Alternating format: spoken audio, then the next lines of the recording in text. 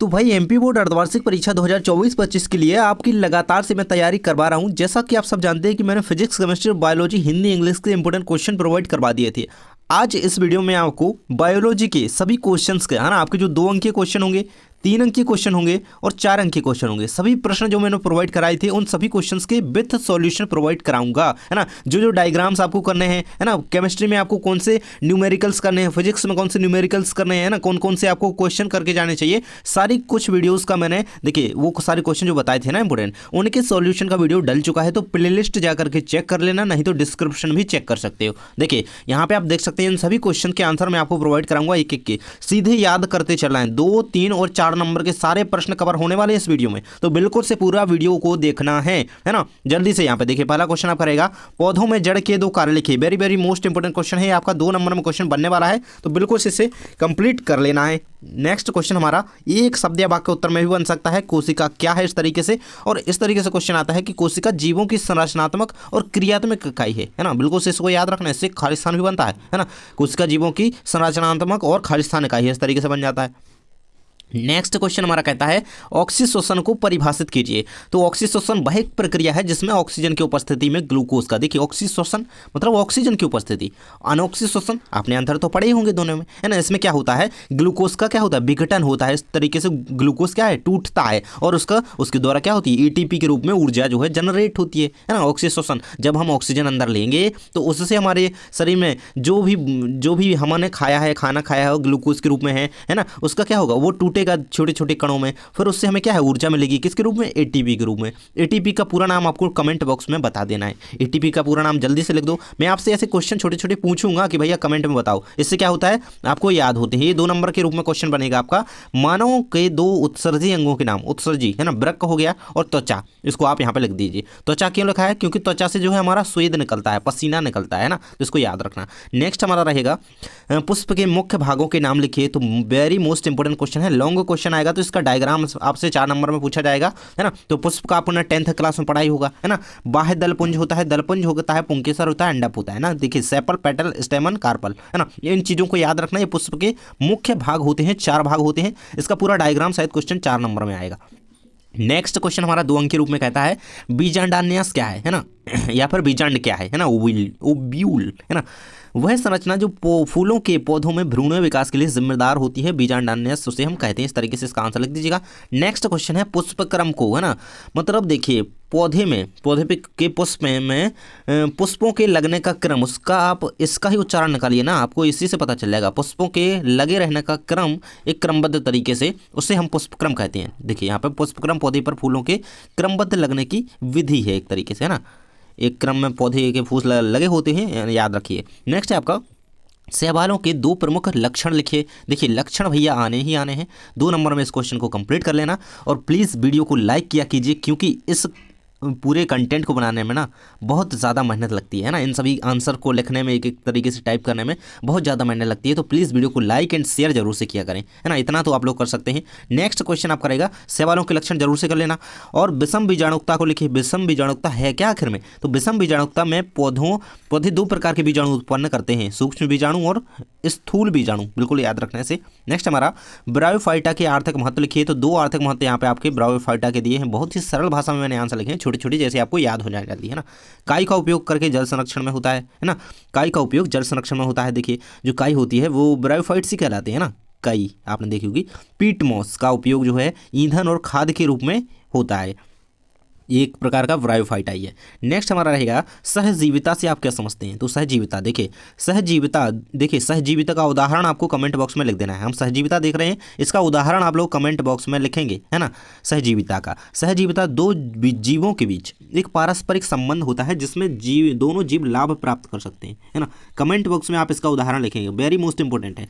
Paramecium, amoeba व Euglena के चलन अंग क्या है, इससे ऑब्जेक्टिव बनता है 1 नंबर में। ऐसे क्वेश्चन तो लॉन्ग आना मुश्किल है कि इस तरीके से पूछा जाएगा, लेकिन 1 नंबर में क्वेश्चन आ सकता है कि अमीबा का चलन अंग खालिस्तान है, युगलिना का चलन अंग क्या है ना। तो क्या है, फ्लैजेला युगलिना का है, अमीबा का स्यूडोपोडिया है, पैरामीशियम का सीलिया है। इन तीनों को याद रखना मोस्ट इंपोर्टेंट है ना। नेक्स्ट क्वेश्चन रहेगा, और अमीबा जो है वो जनन किस विधि से करता है, इसको भी याद रखना। अमीबा जनन किस विधि से करता है, तो कूटपाद की विधि से। बिल्कुल से याद रखना इस चीज़ को, है ना। तो वेरी वेरी मोस्ट इंपोर्टेंट है, ये कई बार आया है, पिछली बार आया था आपके में, ये मुझे याद आ गया तो मैंने आपको बता दिया। बिल्कुल याद रखना, अमीबा जनन है कूटपाद विधि द्वारा करता है।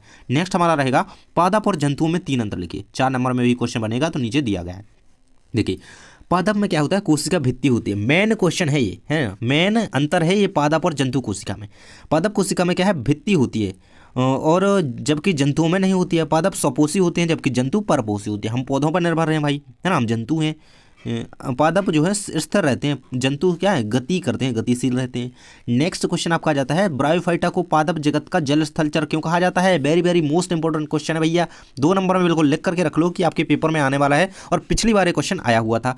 ब्रायोफाइटा को जल में निषेचन और भूमि पर विकास के कारण, मतलब यार देखिए, क्योंकि जल में भी रहते हैं और जल के बाहर भी रहते हैं, इसलिए इन्हें जल स्थलचर, उभयचर इस तरीके से कहा जाता है। नेक्स्ट है आपका, शैवालों में लैंगिक जनन किस प्रकार से होता है।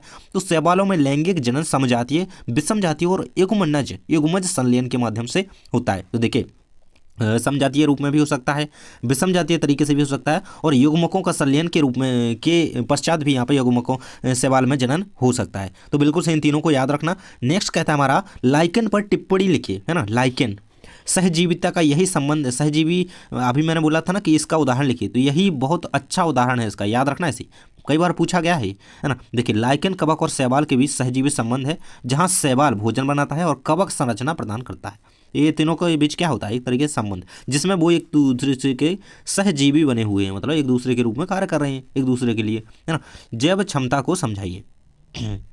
जैव क्षमता पर्यावरण की वह अधिकतम सीमा है जहां संसाधन किसी प्रजाति के लिए स्थिर रूप से उपलब्ध हो सकते हैं। देखिए आगे बहुत सारे अंतर दिए गए हैं आपके, 3-3 नंबर के हो गए, 4-4 नंबर के हो गए। डायग्राम वगैरह कौन से करने हैं भाई, क्या क्वेश्चन आना है रियल में भाई, ये क्वेश्चन मिलेंगे आपको, टेंशन नहीं लेना है कि ये आएंगे कि नहीं, है ना। पूरा वीडियो बस देख लेना। मानव श्वसन संबंधी 2 रोगों के नाम लिखिए, है ना। तो दमा हो गया, न्यूमोनिया हो गया, तो ये बिल्कुल से करना है। और मानव श्वसन तंत्र का पूरा चित्र हम नीचे देखने वाले हैं, है ना। 4 नंबर में आपका आने वाला है वो, है ना। कोशिका की खोज का श्रेय किसे दिया जाता है, ऑब्जेक्टिव में क्वेश्चन बनता है। कोशिका के जनक, है ना, कोशिका के जनक किसे कहा जाता है, रॉबर्ट हॉक को। कब खोज करी थी, 1665 में, सन 1665 में रॉबर्ट हॉक ने कोशिका की खोज की थी। नेक्स्ट क्वेश्चन कहता है, खुले तथा बंद परिसंचरण तंत्र में अंतर लिखिए। 2 नंबर में ये क्वेश्चन कई बार आया है। बिल्कुल से यहाँ पे देखिए, ये आंसर रहेगा आपका, खुले परिसंचरण तंत्र में रक्त सीधे शरीर गुहा में बहता है, जबकि बंद में क्या होता है, यह धमनियों और स्राव में बहता है। बंद परिसंचरण तंत्र अधिक कुशल होता है ना, जबकि खुला अधिक कुशल नहीं होता है, क्योंकि इसमें क्या है, रक्त सीधे गुहा में बह रहा है। अर्थोपोडा संघ की 2 विशेषताएं लिखिए। आपके सामने आंसर रहेगा, इनके शरीर पर कठोर काइटिन युक्त बाह्य कंकाल होते हैं। इनका शरीर जो होता है खंडों में बटा रहता है। तो ये इनकी 2 विशेषताएं हो जाती हैं। आप 3-4 विशेषताएं जरूर से याद कर लीजिएगा, क्योंकि ये 2 नंबर में आएगा, लेकिन आपको 3-4 याद होनी चाहिए। एक एक्स्ट्रा लिखेंगे तो नंबर कटने के कोई चांस नहीं रहेंगे भाई, है ना। नेक्स्ट आप करेगा, मनुष्य के शरीर पर पाए जाने वाले 2 परजीवियों के नाम लिखिए। तो जूं हो गया, है ना, जुआ, कृमि हो गया, बॉम्ब्स, है ना, इनको याद रखना भैया। नेक्स्ट हमारा आ जाता है, पोरिफेरा संघ के 2 आपको लक्षण लिखनी है, विशेषताएं लिखनी है एक तरीके से, तो इनको याद कर लेना। 2 नंबर में ये क्वेश्चन आता है। तो इनके क्या शरीर क्या होता है, पोरिफेरा संघ के जंतुओं का शरीर छिद्रयुक्त होता है। ये क्वेश्चन पिछली बार आया था कि पोरिफेरा संघ के जंतुओं का शरीर खालिस्तान युक्त होता है, तो क्या होता है, छिद्रयुक्त होता है, छोटे छोटे ऐसे छिद्र पाए जाते हैं इस तरीके से, है ना। और इनमें पुनरुत्पत्ति की क्षमता होती है ना, पुनः उत्पत्ति ये कर सकते हैं। नेक्स्ट आपका क्वेश्चन कहता है, चमगादड़ को स्तनी पक्षी क्यों माना गया है, और भेल मछली को स्तनी वर्ग में क्यों रखा गया है ना। ये दोनों क्वेश्चन ही एक दूसरे से रिलेट करते हैं, अथवा में क्वेश्चन आते हैं, 2 नंबर में बन जाता है, कभी कभी 3 नंबर में भी क्वेश्चन देखा गया है। देखिए चमगादड़ को स्तनी पक्षी माना जाता है क्योंकि यह बच्चों को जन्म देता है और उन्हें दूध पिलाता है। और भेल मछली को स्तनी वर्ग में इसलिए रखा गया है क्योंकि यह फेफड़ों से श्वसन लेती है, सबसे बड़ा कारण यही है, और बच्चों को जन्म देती है और दूध पिलाती है। तो इस तरीके से इसे याद रखिएगा। नेक्स्ट क्वेश्चन आपका आ जाता है, डीएनए व आरएनए में अंतर लिखिए। देखिए डीएनए आरएनए में 4 नंबर में भी अंतर आना है, तो हमने इसे केमिस्ट्री में भी कंप्लीट कर रखा था, और 4 नंबर का अंतर हम नीचे देखेंगे, है ना। देखिए डीएनए क्या है, दोहरा कुंडलित, मतलब डीएनए की श्रृंखला किस तरीके से होती है, इसलिए द्विकुंडलीय होती है। आरएनए क्या होता है, एक श्रृंखलीय होता है इस तरीके से, है ना। और डीएनए में थाइमिन होता है, आरएनए में यूरेसिल। ये सबसे बड़ा अंतर है डीएनए और आरएनए में। कौन सा, देखिए डीएनए में क्या है, यूरेसिल की जगह थाइमिन पाया जाता है, इससे ऑब्जेक्टिव कई बार बना है। आरएनए में क्या है, थाइमिन यूरेसिल पाया जाता है ना, तो इसे पढ़ लेना अच्छी तरीके से ध्यान से। नेक्स्ट आपका लाइसोसोम को क्लास भाई 9th में पढ़ा होगा आपने से, 9th में बड़े ही ध्यान से आपने से पढ़ा होगा, बिल्कुल याद होगा आपको, है ना। आत्महत्या की थैली लाइसोसोम को क्यों कहा जाता है, इसे सुसाइड बैग भाई क्यों कहा जाता है, तो लाइसोसोम में पाचक एंजाइम होते हैं जो कोशिका के टूटने पर स्वयं को और कोशिका को क्या करते हैं, पचा लेते हैं, है ना, पचा जाते हैं भाई, इसीलिए इसे आत्महत्या की थैली कहा जाता है, सुसाइड कर लेते हैं, एकदम से फट जाते हैं। नेक्स्ट है आपका अस्थि और उपास्थि में अंतर। भैया ये क्वेश्चन 2 नंबर में पूछा गया क्वेश्चन है, इसको बिल्कुल से याद रख लेना। 2 नंबर में क्वेश्चन आया है, अस्थि कठोर होती है, उपास्थि नरम होती है। उप अस्थि है ना, उप अस्थि क्या होती है, नरम होती है। मतलब देखिए आप जान सकते हैं अस्थि, अस्थि मतलब ये बड़ा व्यक्ति है भाई, है ना, ये क्या है, कठोर होता है, और नरम ये नीचे वाला है, तो भाई ये थोड़ा नरमी से बोलेगा, है ना, नरम व्यक्ति है, तो उप है ये, है ना, नीचे का, तो इसको याद रखना। नेक्स्ट आपका अस्थि में कैल्शियम भंडारित होता है, क्योंकि ये कठोर होती है, इसमें कैल्शियम रहता है, उपास्थि में कैल्शियम नहीं होता है, तो इनको याद रखना। नेक्स्ट हमारा कहता है विभाज्य ऊतक को परिभाषित कीजिए। मेरिस्टेमेटिक टिश्यू अच्छी तरीके से पढ़ लेना, इसे 2 नंबर में क्वेश्चन आया है ना। पौधों में ऐसे ऊतक जिनकी कोशिकाएं लगातार विभाजित होती हैं, उसके नाम से ही पता चल रहा है, विभाज्य होता रहता है ना, इनकी कोशिकाओं में लगातार वृद्धि होती रहती है, ये कोशिकाएं बनती ही रहती हैं ना, क्या है, मेरिस्टेमेटिक टिश्यू है। और जब इनमें बिल्कुल अनियमित वृद्धि होती जाए तो ये यहाँ पे ट्यूमर का रूप ले लेती हैं। द्विनामकरण पद्धति क्या है, ये आपका देखिए बहुत इंपॉर्टेंट क्वेश्चन है, 2 नंबर में भाई कई बार आया है, बहुत बार आया क्वेश्चन है। द्विनामकरण पद्धति वैज्ञानिक नामकरण की वह विधि है जिसमें पौधों को 2 भागों में नाम दिया जाता है, जाति और प्रजाति, है ना। तो इन 2 चीज़ों में बांटा गया है, जीनस और स्पीसीज में बांटा गया है। जैसे हमारी मनुष्य की जाति क्या है, होमो और सैम्पियंस, है ना, तो इनमें ये होती है इस तरीके से द्विनामकरण पद्धति। कैरोलस लिनियस ने इसे किया है, और कैरोलस की आपको पुस्तक का नाम लिखना है भाई, क्या है, जल्दी से कमेंट में बता देंगे जिसको भी पता है। सिस्टामान नेचुरी है इसका आंसर रहेगा। नेक्स्ट आपका प्रियोन्स क्या है, प्रियोन्स बहुत बार ये क्वेश्चन आया हुआ है। संक्रामक प्रोटीन कण होते हैं जो सामान्य प्रोटीन को भी विकृत कर देते हैं, ये रोग जैसे स्क्रैपी और क्रूटजफेल्ड जैकब रोग का कारण बनते हैं, है ना, तो इनको याद रखना। स्क्रैपी रोग का कारण क्या है, प्रियोन्स, इसको याद रखिएगा।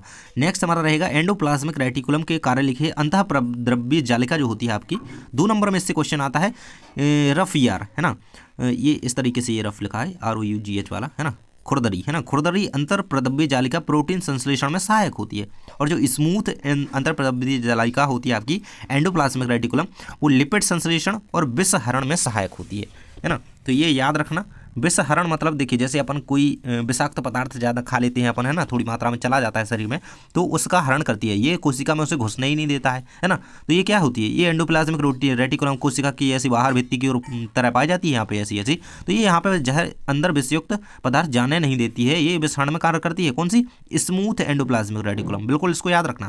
नेक्स्ट हमारा पेप्टाइड बॉन्ड किसे कहते हैं, ये केमिस्ट्री में भी क्वेश्चन है आपका, कर लेना ऐसे। पेप्टाइड बंध वह रासायनिक बंध है जो 2 अमीनो अम्ल को जोड़ता है, 2 अमीनो एसिड्स को जोड़ने वाली श्रृंखला को हम पेप्टाइड बॉन्ड कहते हैं, और प्रोटीन संरचना का निर्माण ये करता है। तो प्रोटीन संरचना का निर्माण किसके द्वारा होता है, पेप्टाइड बंध जब मिलते हैं, आपको पता होगा प्रोटीन जो बने होते हैं अमीनो एसिड से बने होते हैं, और अमीनो एसिड्स कितने प्रकार के हैं आपको कमेंट में लिखना है। नेक्स्ट क्वेश्चन हमारा रहता है न्यूक्लियोटाइड क्या है, न्यूक्लियोटाइड्स क्या है, न्यूक्लियोटाइड कितने प्रकार के होते हैं, आपके सामने आंसर रहेगा अपन। न्यूक्लियोटाइड डीएनए और आरएनए के निर्माण की इकाई है जिसमें एक शर्करा, फॉस्फेट और नाइट्रोजन युक्त आधार होता है। देखिए आप सभी को पता है कि डीएनए जो है शर्करा हो गया, फॉस्फेट वगैरह हो गया, नाइट्रोजन युक्त पदार्थ हो गए, इनसे मिलकर ही बना होता है डीएनए आरएनए, है ना।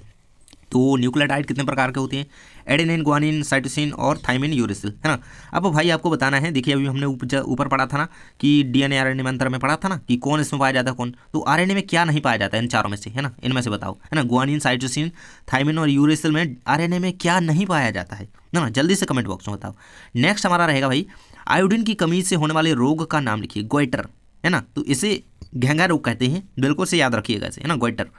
नेक्स्ट क्वेश्चन हमारा कहता है मानव में होने वाले श्वसन संबंधी 2 रोगों के नाम, तो ब्रोंकाइटिस हो गया, तपेदिक हो गया ना। नेक्स्ट हमारा क्वेश्चन कहता है निःश्वसन किसे कहते हैं, आंसर आपके सामने रहेगा निःश्वसन वह श्वसन क्रिया है जो ऑक्सीजन की अनुपस्थिति में, है ना, अनुपस्थिति में होती है, निःश्वसन।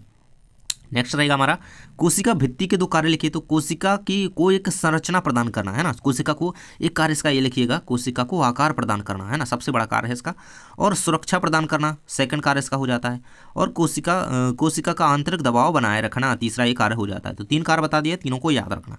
नेक्स्ट हमारा रहेगा केंद्रक के प्रमुख कार्य लिखिए। तो आनुवांशिकी समग्र सामग्री यानी कि डीएनए का संरक्षण करता है। डीएनए कहाँ पर पाए जाते हैं? कोशिका होती है उसके केंद्रक में ही ना डीएनए पाया जाता है। तो इसका संरक्षण, डीएनए का संरक्षण करता है। किसका? आनुवांशिक पदार्थ डीएनए का संरक्षण करता है कौन? केंद्रक।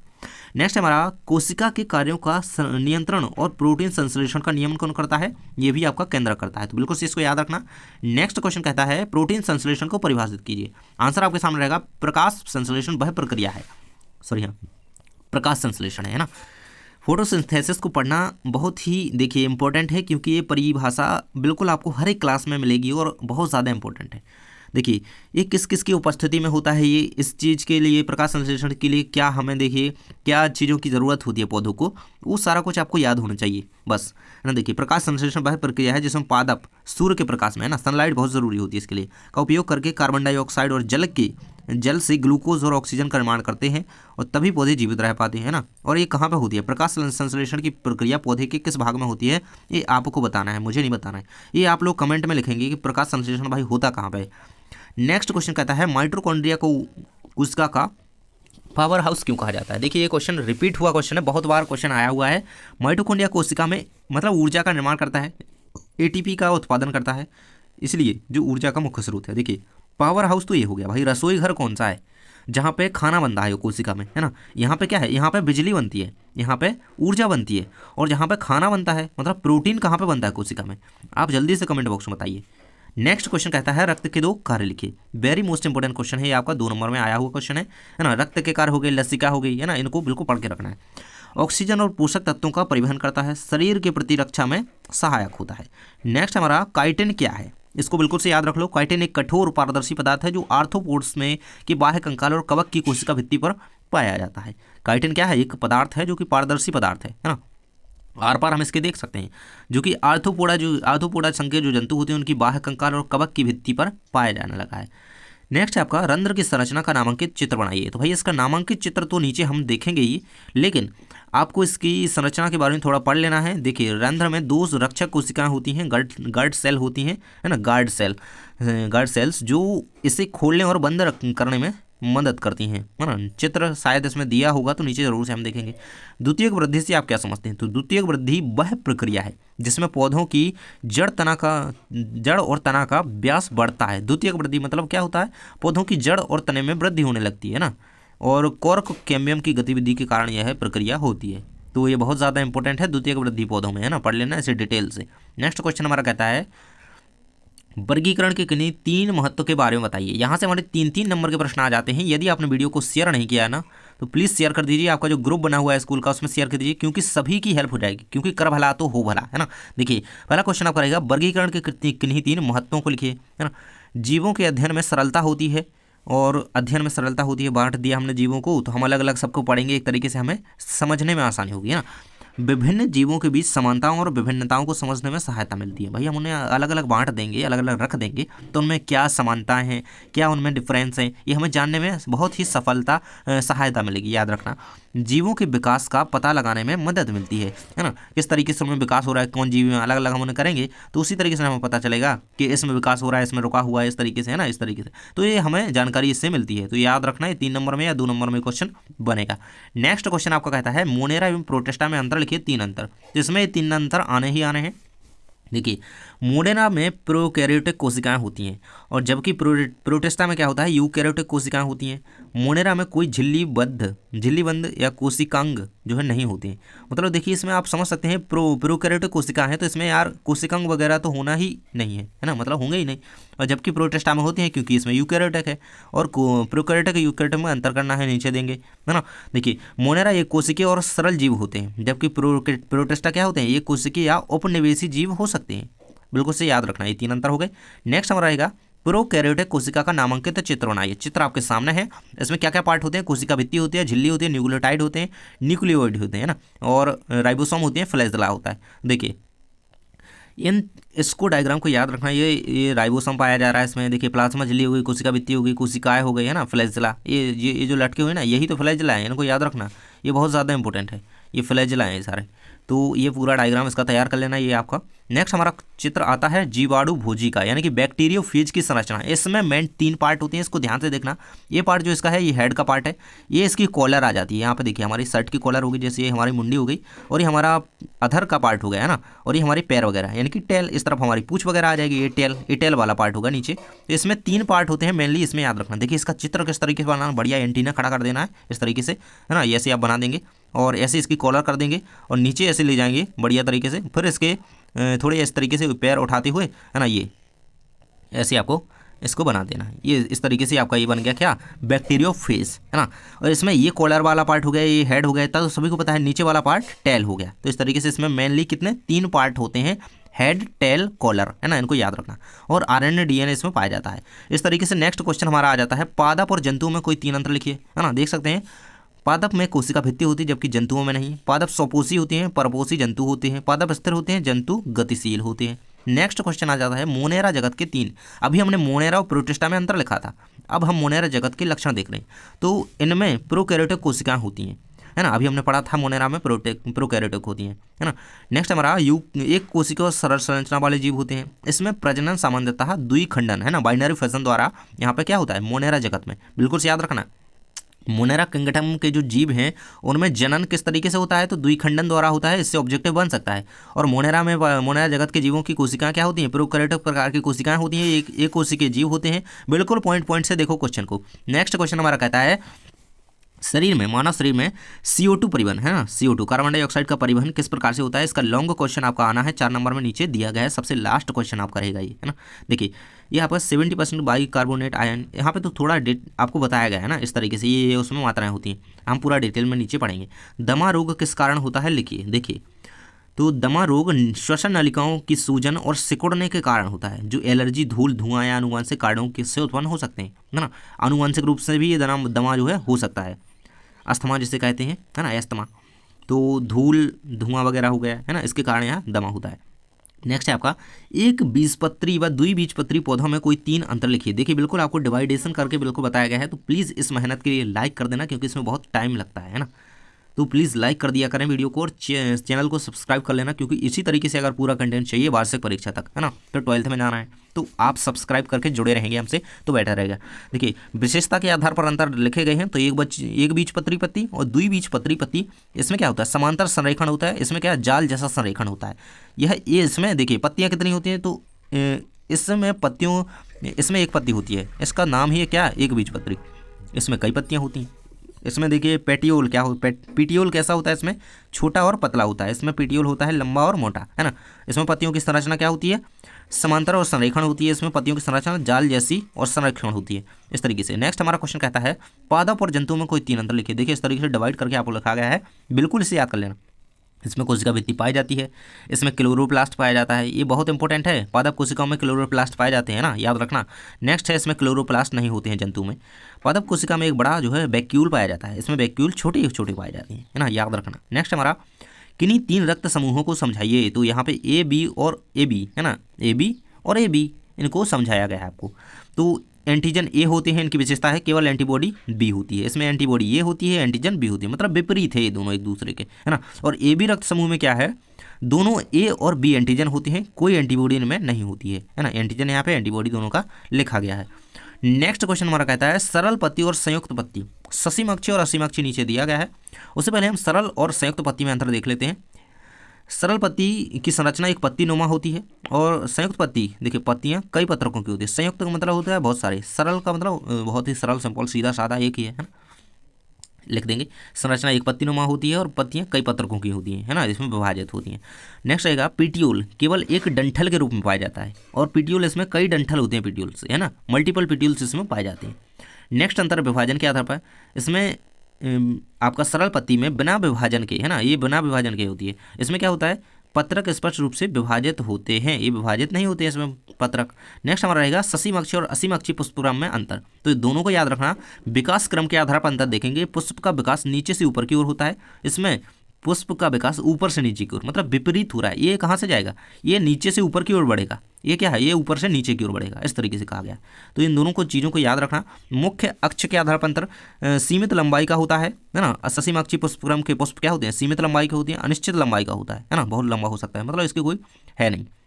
नेक्स्ट आपका पुष्पक्रम में पुष्पों की संख्या क्या है, निश्चित होती है। ये देखिए लिमिटेड होता है क्योंकि, है ना। और इसमें पुष्पों की संख्या जो है अनिश्चित होती है ना, क्योंकि ये इनडेफिनेट। तो इस तरीके से इसको याद रखिएगा। नेक्स्ट क्वेश्चन हमारा कहता है अब पंख कवक के 3 लक्षण लिखिए, है ना। वीडियो को लाइक अगर नहीं किए हो ना अभी तक तो लाइक कर दीजिए, क्योंकि देखिए सारे क्वेश्चन विथ डायग्राम विथ आपको ऐसी टेबल्स के साथ यार प्रोवाइड करा रहा हूँ। इतना कर सकते हैं कि सब्सक्राइब करके जुड़ जाइए, है ना। देखिए ये सरल संरचना वाले कवक होते हैं। इनमें कोशिका भित्ति काइटिन से बनी होती है। अधिकांश अपपंख कवक जो होते हैं परजीवी या मृतोपजीवी होती हैं। बिल्कुल से याद रखना इस चीज़ को। नेक्स्ट क्वेश्चन हमारा कहता है TMV, इसका पूरा नाम क्या है, टोबैको मोजेक वायरस। बिल्कुल से इसका डायग्राम याद कर लो। ये कोशिका केंद्रीय गुहिका, इस तरीके से इसको डायग्राम कर लेना। ये 2 नंबर में आया हुआ क्वेश्चन है। बैक्टीरियोफेज के अथवा में ये क्वेश्चन आता ही आता है। इसको 2 नंबर में बिल्कुल रट डालो, है ना। इसको बना लेना, 1-2 बार बन जाएगा। नेक्स्ट हमारा क्वेश्चन कहता है स्तनधारी वर्ग के 3 लक्षण लिखिए। 3 नंबर में ये क्वेश्चन आएगा आपका। बिल्कुल से इस क्वेश्चन को आपको याद कर लेना है। इनमें स्तन ग्रंथियाँ होती हैं, नाम ही है ना। शरीर पर बाल पाए जाते हैं। इनमें हृदय 4 कक्षीय होता है ना।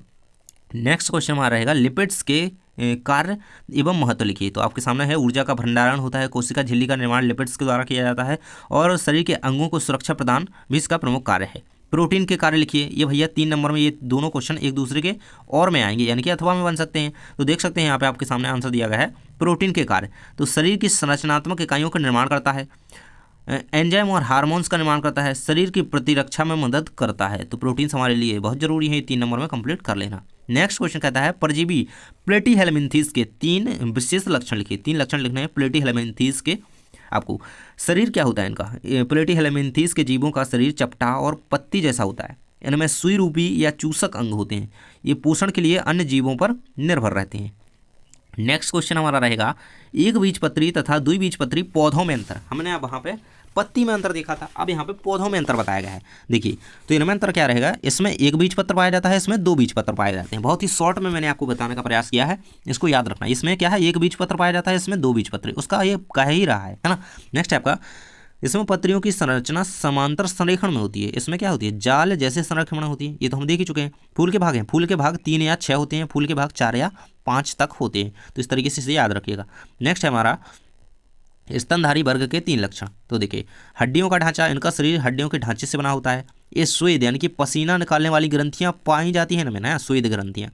इनमें स्तनधारियों में दूध का निर्माण करने वाली ग्रंथियाँ भी पाई जाती हैं ना मादा में। तो बिल्कुल से याद रखिएगा। नेक्स्ट क्वेश्चन आएगा आपका गोल कृमि व फीता कृमि में 3 अंतर लिखिए। तो देखिए शरीर की आकृति क्या होती है, गोल कृमि की, गोल है उसका मतलब गोल है भाई, गोल है ना, इस तरीके से होता है। तो क्या है, बेलनाकार होता है। ये क्या होता है, सपाट होता है इस तरीके से। ये पूर्ण पाचन तंत्र होता है, इसका पाचन तंत्र कैसा है, पूर्ण होता है, ये अपूर्ण होता है। अगला अंतर इसमें वजन के आधार पर दिया गया है। तो फीता कृमि जो होते हैं है ना, ये क्या होते हैं, ये हल्के होते हैं है ना। फीता कृमि सॉरी हाँ, गोल कृमि हल्के होते हैं, फीता कृमि भारी और मोटे होते हैं। अगला अंतर हमारा नॉन कॉर्डेट्स और कॉर्डेट्स में रहेगा, जो कि 3 नंबर में ये क्वेश्चन आपका आना ही है। कॉर्डेटा और नॉन कॉर्डेटा में अंतर, अगला इसका आंसर रहेगा नैतिक स्राव या नर्व मौजूद होती है, इसमें नहीं होती है। इसमें अंग होता है ना, गर्दन जो है इसमें पाई जाती है और इसमें गर्दन नहीं पाई जाती है। इनका शरीर विभाजित होता है ना, विभाजित प्रकार का शरीर पाया जाता है, इसका विभाजन जो है इसमें स्पष्ट होता है। तो इस तरीके से अंतर रहेगा। नेक्स्ट हमारा अंतर रहेगा डीएनए एवं आरएनए में कोई 3 अंतर लिखिए। आपको 3 नंबर में क्वेश्चन आएगा। तो स्ट्रक्चर क्या होता है, डबल हेलिक्स होता है। किस तरीके से, अभी मैंने आपको बताया था। डीएनए का स्ट्रक्चर इस तरीके से होता है, डबल द्विकुंडली एक तरीके से कहते हैं। इसमें सिंगल स्ट्रैंड इसकी संरचना होती है आरएनए की। इन दोनों के नाम का भी आप एक अंतर याद रख सकते हैं। डीएनए का फुल नाम क्या है, यहाँ पे दिया गया है डीऑक्सी राइबो न्यूक्लिक एसिड और राइबो न्यूक्लिक एसिड, दोनों को याद रखिएगा, इससे ऑब्जेक्टिव भी बनता है। नेक्स्ट आपका रहेगा शर्करा। तो इसमें डीऑक्सी राइबोज शर्करा पाई जाती है, इसमें केवल राइबोज शर्करा पाई जाती है। आनुवंशिक जानकारी का भंडारण करना होता है डीएनए का कार्य और प्रोटीन का संश्लेषण होता है आरएनए का कार्य। तो बिल्कुल से याद रखना है इन दोनों चीज़ों को, ऑब्जेक्टिव इनसे बनेंगे। नेक्स्ट हमारा कहता है अंतः श्वसन तथा निःश्वसन में, है ना। निःश्वसन की परिभाषा ऊपर देख ही चुके हैं, ऑक्सीजन की अनुपस्थिति में होता है ना। देखिए अंतर इनमें क्या रहेगा, कोशिकाओं में होता है। अंतःश्वसन कहाँ होता है, कोशिकाओं में होता है, क्योंकि यह ऑक्सीजन की उपस्थिति में होता है। और निःश्वसन कहाँ पे होता है? श्वसन अंगों में होता है। ऑक्सीजन का उपयोग और CO2 का उत्सर्जन होता है। इसमें क्या है? ऑक्सीजन का हम ऑक्सीजन अंदर लेंगे जीव और CO2 को छोड़ेंगे। इसमें क्या है? ऑक्सीजन का अवशोषण होता है और CO2 का उत्सर्जन, मतलब ऑक्सीजन उस तरीके से, मतलब श्वसन के दौरान तो नहीं लेंगे लेकिन ऑक्सीजन को एब्जॉर्ब करेंगे, है ना, फिर CO2 छोड़ेंगे, CO2 को उत्सर्जित करेंगे। कंपन कोशिकाओं में श्वसन होता है और बाहरी वातावरण से गैसों का आदान प्रदान इसमें होता है। नेक्स्ट क्वेश्चन हमारा है कार्बोहाइड्रेट के प्रकार और उनके कार्यों का वर्णन कीजिए। देख सकते हैं कार्बोहाइड्रेट मेनली 3 प्रकार के होते हैं, मोनोसेक्राइड, पॉलीसेक्राइड, डाइसेक्राइड, है ना। इनको याद रखना है, इनके उदाहरण आपके सामने दिए गए हैं। ग्लूकोज और फ्रक्टोज जो होते हैं वो मोनोसेक्राइड होते हैं, डाइसेक्राइड होते हैं सुक्रोज और लैक्टोज, और पॉलीसेक्राइड होते हैं आपके स्टार्च और ग्लाइकोजन। इनके कार्य क्या है? तो त्वरित ऊर्जा स्रोत है ये, है ना। इन तीनों के कार्य आप देख लीजिएगा, ये रहेगा आपका कंप्लीट आंसर। ये बहुत ही इंपॉर्टेंट क्वेश्चन है। नेक्स्ट आपका रहेगा रक्त और लसिका में अंतर लिखिए। तो ये आपका पूरा कंप्लीट आंसर दिया गया है, रक्त और लसिका। 10th क्लास में भी आपने याद किया होगा, बिल्कुल याद होगा। देखिए रक्त क्या है? रक्त एक तरल संयोजी ऊतक है ना। लसिका एक सफ़ेद कोशिकाएं होती हैं एक प्रकार की, याद रखना। रक्त जो है प्लाज्मा और रक्त कोशिकाएं लाल सफ़ेद रंग की हो सकती हैं और प्लेटलेट्स भी इसमें पाई जाती हैं। लसिका होता है केवल लसिका और सफ़ेद कोशिकाएं इसमें पाई जाती हैं। कार्य होता है रक्त का ऑक्सीजन, CO2, हार्मोन और पोषक तत्वों का परिवहन करना। और लसिका का कार्य होता है शरीर में अपशिष्ट टॉक्सिन्स को बाहर निकालना। और रक्त का रंग लाल होता है, पारदर्शी या हल्का पीला टाइप का लसिका का रंग होता है। यहाँ से हमारे 4-4 नंबर के प्रश्न आ जाते हैं, जिसमें हम सभी डायग्राम हो गए, अंतर हो गए, सबका बिल्कुल पूरा डिटेल में आंसर देखेंगे, है ना। तो अभी तक यार चैनल को सब्सक्राइब नहीं किया है तो सब्सक्राइब आप लोग कर लीजिए। अभी तक वैसे भी मुझे नहीं लगता कोई वीडियो बचा होगा, यदि कोई बचा है बच्चा, है ना, तो टाइम स्टैम्प डाल देना, अगर बनता हो आप पे, नहीं बने तो 4 मार्क क्वेश्चन लिख देना, है ना। आप किडनी भी लिख सकते हो, मैं समझ जाऊंगा, है ना, कि आप लोग अभी बचे हो कुछ बच्चे, है ना। कमेंट बॉक्स में आप किडनी लिख दीजिएगा, मुझे लगेगा हाँ कि इतनी लंबी वीडियो भी इतनी दूर तक बचा है कोई। नेफ्रॉन की संरचना का नामांकित चित्र बनाइए, जिसमें मेनली 6 पार्ट बताए गए हैं आपको। इस तरीके से आप इसका डायग्राम देख सकते हैं। आप अपनी जो आपकी पुस्तक में दिया गया है उसे बनाइएगा, है ना। मैंने आपको एक नमूना दिखा दिया है एक तरीके से, है ना। इसमें क्या क्या पार्ट होते हैं, इसमें देखिए ग्लोमेरुलस होता है, बोमन संपुट होता है, और प्रोक्सिमल कॉन्व्यूलेटेड ट्यूबुल्स होती हैं, PCT जिसे कहते हैं, हेनले लूप होता है ना।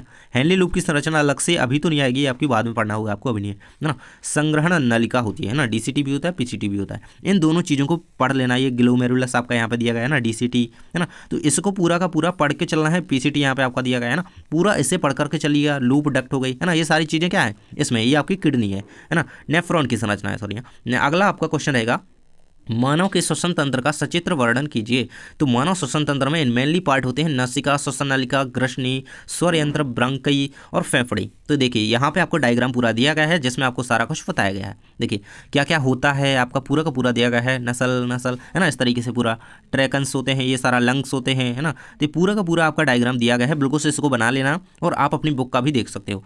नेक्स्ट क्वेश्चन हमारा कहता है न्यूक्लियोटाइड्स क्या होते हैं, इनकी संरचनात्मक इकाइयों के नाम लिखिए, है ना। तो न्यूक्लियोटाइड्स में जो पार्ट होते हैं, ये न्यूक्लिक एसिड और RNA निर्माण के खंड होते हैं। हमने ऊपर पढ़ा कि RNA निर्माण किनके द्वारा होता है, न्यूक्लियोटाइड्स के द्वारा होता है, क्योंकि इन्हीं से मिलकर के वो बने होते हैं, है ना।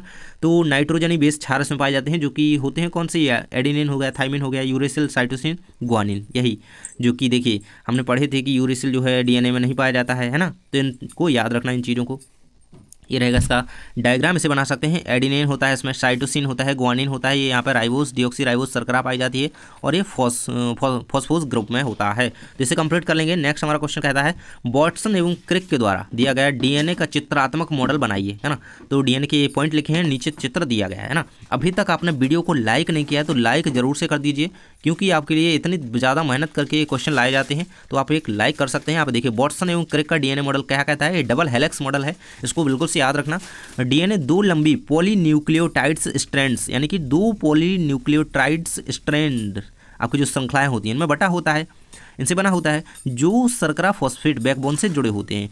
इन 2 स्ट्रैंड्स के बीच नाइट्रोजन्स बेस होते हैं, जो कि एडेनिन, थाइमिन, है ना, इनसे बना होता है, साइटोसिन, ग्वानिन, इन चारों से। ये हम नीचे डायग्राम में अभी देख रहे हैं। DNA का स्ट्रक्चर क्या होता है, हेलिकल टाइप होता है, इसलिए क्या है, इसे हेलिक्स मॉडल कहा जाता है ना। जैसे आप देख सकते हैं सीढ़ी नुमा संरचना एक तरीके से होती है। इसका डायग्राम था यार यहीं पे, ये रहेगा, है ना, ये वहाँ से खसक करके यहाँ पे आ गया, है ना, ये रहेगा, है ना। DNA मॉडल का यही डायग्राम है। ये थोड़ा यहाँ पे मिस्टेक हो गई है, नीचे चला गया, कोई दिक्कत नहीं, आपको चित्र दिख रहा होगा। ये देखिए सीढ़ी नुमा संरचना इस तरीके से DNA की होती है। ये रहेगा डबल हेलिक्स मॉडल का पूरा चित्र। ये वाला क्वेश्चन हम आपका देख लेते हैं। ये रहेगा आपका, है ना, क्रोमोसोम, ये क्रोमोसोम का डायग्राम है, थोड़ा इधर उधर खिसक गया ये चीज़ें। क्रोमोसोम क्या है, इसकी संरचना बनाइए और एवं कार्यों का वर्णन कीजिए। देखिए, तो क्रोमोसोम डीएनए, हिस्टोन, सेंट्रीमियर, टेलोमियर इसमें होते हैं। आनुवंशिक जानकारी का भंडारण करना इसका कार्य होता है। और ये देखिए, ये आपको दिया गया है यहाँ पे क्रोमोसोम का डायग्राम। इस तरीके से क्रोमोसोम होते हैं, ये संरचना होती है। इसमें क्या है, सेंट्रोसोम मेनली इसमें याद रखना है ना, ये सारा कुछ इसमें पाया जाता है। टेलोमियर होता है ना, तो ये पूरा आपको याद रखना है क्रोमोसोम का डायग्राम। नेक्स्ट आपका इसका कार्य रहेगा क्रोमोसोम का, प्रत्येक ट्विस्ट में लगभग 10 पेयर जो है इसमें होते हैं, याद रखना इसे। इसके बाद हमारा अगला कार्य इसका आ जाता है, कोशिका विभाजन में मदद करता है कौन, क्रोमोसोम यानी कि गुणसूत्र। अगला आपका क्वेश्चन रहेगा, प्रोकैरियोटिक और यूकैरियोटिक कोशिका में 3 अंतर लिखिए। ये तीन नंबर में ही आपका ये आएगा, देख सकते हैं। तो कोशिका का आकार क्या होता है, छोटी होती है, ये कोशिका बड़ी होती है यूकैरियोटिक। इसमें देखिए, इसमें कोशिकांग पाए जाते हैं, जैसे माइटोकॉन्ड्रिया नहीं होते हैं इसमें, प्रोकैरियोटिक में अभी हमने पढ़ा था, इसमें जो है पाए जाते हैं। और कोशिका की संरचना कैसी होती है प्रोकैरियोटिक की, कोशिका में एक विशिष्ट केंद्रक नहीं होता है, मतलब एक केंद्रक रहित कोशिका होती है। डीएनए कोशिका के प्लाज्मा में फैला होता है, मतलब नहीं तो डीएनए कहाँ पर होता है, केंद्रक में पाया जाता है। इसमें केंद्रक ही नहीं होगा तो डीएनए ऐसे ही फैला रहेगा कहीं भी, ये रहेगा। इसमें केंद्रक पाया जाता है और उसमें डीएनए होता है। अंतःश्वसन और निःश्वसन में 5 अंतर, ये 5 अंतर दिए गए हैं। ऊपर हमने 3 अंतर देखे थे, 5 नंबर में ये क्वेश्चन बन सकता है, 4 नंबर में सॉरी, 5 अंतर बिल्कुल से इसके याद कर लेना। ये आपके सामने दिए गए हैं। माइटोकॉन्ड्रिया में होता है अंतःश्वसन, है ना, और ये कहाँ पर होता है, कोशिका के बाहर होता है। और ऑक्सीजन की आवश्यकता होती है, इसमें ऑक्सीजन की आवश्यकता होती है, इसमें नहीं होती है ना। एटीपी का उत्पादन होता है, इसमें एटीपी का उत्पादन नहीं होता है, इसे याद कर लीजिएगा। नेक्स्ट हमारा क्वेश्चन कहता है, प्लाज्मिड क्या है, इसकी जीवाणु में उपयोगिता लिखिए। आंसर रहेगा आपका प्लाज्मिड, यह छोटे वृत्ताकार डीएनए के टुकड़े होते हैं जो मुख्य डीएनए से अलग होते हैं। ये जीवाणु के आंतरिक अतिरिक्त गुणसूत्र होते हैं और उनका आकार काफ़ी छोटा होता है ना, मतलब छोटे छोटे आकार के पाए जाते हैं। डीएनए के छोटे छोटे टुकड़े होते हैं, है ना, ये क्या है, लेकिन मुख्य डीएनए नहीं होते, इनसे अलग होते हैं, छोटे छोटे टुकड़े होते हैं क्या, डीएनए के, प्लाज्मिड। इनको याद रखना। इसकी जीवाणु में क्या उपयोगिता है, प्लाज्मिड जीवाणु को एंटीबायोटिक प्रतिरोध, है ना, जैसी विशेषताएं प्रदान कर सकते हैं। ये कुछ जीन संशोधन और आनुवंशिक इंजीनियरिंग प्रक्रियाओं में उपयोगी होती है। नेक्स्ट क्वेश्चन हमारा रहेगा, ग्लाइकोलाइसिस और क्रेब्स चक्र की प्रक्रिया में 5 अंतर। बिल्कुल से आने वाला है ये क्वेश्चन, बिल्कुल से कर लो इसे, है ना। क्रेब्स चक्र और ग्लाइकोलाइसिस में, है ना, C3 C4 प्लांट्स में अंतर करना है। ये आपका अंतर रहेगा आपके सामने, यहाँ पे देख सकते हैं। ये कहाँ पे होती है, साइटोप्लाज्म में होता है। ग्लाइकोलाइसिस की प्रक्रिया कहाँ पे होती है, साइटोप्लाज्म में। और ये क्रेब्स चक्र की माइटोकॉन्ड्रिया में। ऑक्सीजन की आवश्यकता इसमें नहीं होती है ना, इसमें ऑक्सीजन की आवश्यकता होती है। बहुत ही सरल अंतर आपके लिए मैंने ढूंढे हैं। उत्पाद क्या होता है, इसमें 2 ATP उत्पाद के रूप में बनता है, इसमें 2 ATP बनता है, 2NADH बनता है ना, इस तरीके से। इसमें क्या होता है, पाइरूवेट एसिड का, है ना, उत्पन्न होता है, इसमें CO2 उत्पन्न होते हैं। इसमें क्या है, प्रारंभिक पदार्थ, मतलब देखिए क्वेश्चन ऑब्जेक्टिव में बनेगा, ग्लाइकोलाइसिस का प्रारंभिक पदार्थ क्या है, प्रथम उत्पाद क्या है, तो ग्लूकोज होता है। C6H12O6 इसका फॉर्मूला भी याद रखना, ये बहुत इंपॉर्टेंट है। इसमें प्रथम उत्पाद क्या होता है, पाइरूवेट होता है ना, पाइरूवेट। इसमें पाइरूवेट का फिर विखंडन होता है। नेक्स्ट रहेगा आपका रूपांतरण, ग्लूकोज को 2 पाइरूवेट में रूपांतरित किया जाता है। इसका यूज़ करेंगे, फिर इसको 2 पाइरूवेट में तोड़ देंगे। पाइरूवेट को CO2 में रूपांतरित किया जाता है। इस तरीके से पूरा कंप्लीट रहेगा। नेक्स्ट हमारा C4 एवं C3 प्लांट में अंतर रहेगा। अंतर का आधार ये रहेगा, अंतर ये दोनों आपके दिए गए हैं, देख सकते हैं आपके सामने अंतर रहेगा। राइबोलेज वाई फॉस्फेट, है ना, PEL वाई क्लाइसिस द्वारा इसमें होता है ना, CO2 का पंजीकरण। और प्रक्रिया क्या होती है, तो फोटोसिंथेसिस की प्रक्रिया में केवल केल्विन चक्र होता है। इसमें 2 चरण होते हैं इसकी प्रक्रिया में, है ना। ऑक्सीजन के प्रति C4 प्लांट जो होते हैं, C3, है ना, वो अधिक संवेदनशील होते हैं। C4 प्लांट कम संवेदनशील होते हैं। उदाहरण के तौर पर जो C3 प्लांट्स के उदाहरण हैं वो गेहूं, चावल और सोया, मक्का, गन्ना और बाजरा जो हैं C4 प्लांट्स के आपके एग्जाम्पल हो जाएंगे। इस तरीके से कंप्लीट करेंगे। नेक्स्ट क्वेश्चन हमारा कहता है, ग्लाइकोलाइसिस की प्रक्रिया को समझाइए। तो ग्लाइकोलाइसिस को समझ सकते हैं, ये एक रासायनिक प्रक्रिया है जिसमें एक ग्लूकोज अणु, ग्लूकोज का फॉर्मूला से ध्यान से याद रखिएगा, ग्लूकोज अणु को 2 पाइरूवेट, है ना, यही ना ऊपर कर रहा था, अभी हमने अंतर में देखा, है ना। एक ग्लूकोज अणु लेंगे, वो फिर उसे, मतलब प्रारंभिक ग्लाइकोलाइसिस का प्रारंभिक जो पदार्थ होता है वो क्या होता है, ग्लूकोज होता है। फिर वो उसे 2 पाइरूवेट अणुओं में तोड़ देता है, तो ये उसका अंतिम पदार्थ हो जाता है ना, में विभाजित किया जाता है। यह प्रक्रिया साइटोप्लाज्म में होती है, हमने ऊपर पढ़ा भी। और ऑक्सीजन की आवश्यकता इसके लिए नहीं होती है ना, जबकि ग्लाइकोलाइसिस और कौन सी हमने, क्रेब्स चक्र, उसमें ऑक्सीजन की आवश्यकता होती है। ग्लाइकोलाइसिस प्रक्रिया के चरण किस तरीके से रहेंगे, प्रारंभिक चरण होता है, ग्लूकोज अणु में, ग्लूकोज का जो अणु होता है उसमें 2 ATP ऊर्जा का खर्चा लगता है ना। ग्लूकोज को 2 फॉस्फोग्लूकोज C6H12O6 H10O6 में परिवर्तित किया जाता है। विभाजन चरण जो आपका सेकंड होता है उसमें क्या होता है, उसमें ग्लूकोज को तोड़ा जाता है। नेक्स्ट क्वेश्चन हमारा रहेगा, एनर्जी पाइप पे ऑफ फेज होता है, जो थर्ड आपका चरण होता है। यह इस चरण में 4 ATP और 2 NADH उत्पन्न होते हैं। यहाँ पे क्या होता है, अंत में 2 पायरुवेट अणु बन जाते हैं। इस तरीके से उत्पाद क्या क्या होते हैं, क्या क्या बन जाता है, 2 ATP का निर्माण हो जाता है, 2 NADH बन जाते हैं, 2 पायरुवेट के अणुओं का निर्माण हो जाता है। किससे? केवल एक ग्लूकोज के अणु से, है ना। नेक्स्ट क्वेश्चन हमारा कहता है प्रकाश संश्लेषण की क्रिया को प्रभावित करने वाले कारकों को लिखिए। तो इस तरीके से अगर आप बोर्ड में इस तरीके से सारणी बना करके लिखेंगे तो कोई भी आपका एक नंबर नहीं काटेगा, पूरे नंबर आपको इस तरीके से दे दिए जाएंगे। तो इसे कंप्लीट कर लेना ध्यान से। कारक और प्रभाव, है ना। प्रकाश संश्लेषण की क्रिया को प्रभावित करने वाले कारक कौन से हैं? एक प्रकाश है, कार्बन डाइऑक्साइड है, तापमान है, जल है, पत्तियों के आकार और संरचना है। तो इस तरीके से इनमें बताया गया है कौन कौन से कारक प्रकाश संश्लेषण को प्रभावित करते हैं। नेक्स्ट हमारा दिया गया है किण्वन की क्रिया, है ना, फर्टिमेंटेशन, है ना, फर्मेंटेशन। इसको याद रखना। ये यहाँ पे इसके 4 महत्व दिए गए हैं। ऊर्जा के उत्पादन के आधार पर महत्व दिया गया है, जैविक पदार्थों का निर्माण के आधार पर महत्व दिया गया है, ATP का उत्पादन होता है इसमें। किण्वन क्रिया से क्या होता है, ATP का उत्पादन होता है जो कोशिका के लिए ऊर्जा प्रदान करता है। कोशिका की ऊर्जा मुद्रा तो सभी को पता है, ATP, याद रखना है इसे। नेक्स्ट क्वेश्चन हमारा DNA RNA। मैंने कहा था ना कि 4 नंबर में लॉन्ग क्वेश्चन के रूप में से दिया गया है, तो बिल्कुल इसे याद रख लेना। इसमें 2 स्ट्रैंड है ना, डबल हेलिक्स 2 संरचनाएं पाई जाती हैं, इस तरीके से कह सकते हैं, है ना। इसमें एकल स्ट्रैंड पाई जाती है ना। इसमें इसका मुख्य कार्य क्या है, आनुवंशिक सूचना का भंडारण, यानी कि DNA का प्रमुख कार्य क्या होता है, मतलब DNA है ही आनुवंशिक पदार्थ, तो उसी का भंडारण ही करता है। इसमें प्रोटीन संश्लेषण RNA का प्रमुख कार्य होता है। इसमें कौन सी शर्करा पाई जाती है DNA में, डीऑक्सीराइबोज शर्करा, इसमें राइबोज शर्करा पाई जाती है। और एक अंतर नाम के आधार पर याद रख लेना, DNA का पूरा नाम डीऑक्सीराइबोन्यूक्लिक एसिड है, RNA का पूरा नाम राइबोन्यूक्लिक एसिड है। और DNA में क्या क्या है, सबसे मेन अंतर यहाँ पे आपको दिया गया है, ये वाला, है ना। ये अंतर जो है आपका नाइट्रोजन बेस, इसमें भाई क्या होता है, इसमें क्या है, एडेनिन, थाइमिन, साइटोसिन, गुआनिन है। इसमें क्या है, एडेनिन, यूरेसिल, मतलब थाइमिन के स्थान पर क्या है, इसमें यूरेसिल है। ये अंतर बहुत ज़्यादा इंपॉर्टेंट है। ऑब्जेक्टिव में कई बार क्वेश्चन बना है कि DNA में RNA की जगह खालिस्तान पाया जाता है, तो क्या थाइमिन पाया जाता है, नहीं सॉरी, इस तरीके से कहेगा, DNA में यूरेसिल की जगह खालिस्तान पाया जाता है, तो क्या थाइमिन पाया जाता है। इसको याद रखना, ये आया हुआ क्वेश्चन है। नेक्स्ट हमारा क्वेश्चन कहता है, नेक्स्ट अंतर रहेगा इसमें, कोशिका के केंद्रक में पाया जाता है, इसमें कोशिका के कई विभिन्न भागों में फैला हुआ हो सकता है। अगला क्वेश्चन हमारा आएगा, मनुष्य में दोहरे परिसंचरण तंत्र को समझाइए। तो शरीर से दिल तक, दिल से शरीर तक, है ना। इसको डिटेल में आप पढ़ लेंगे तो अच्छी तरीके से इसे कंप्लीट कर लीजिएगा।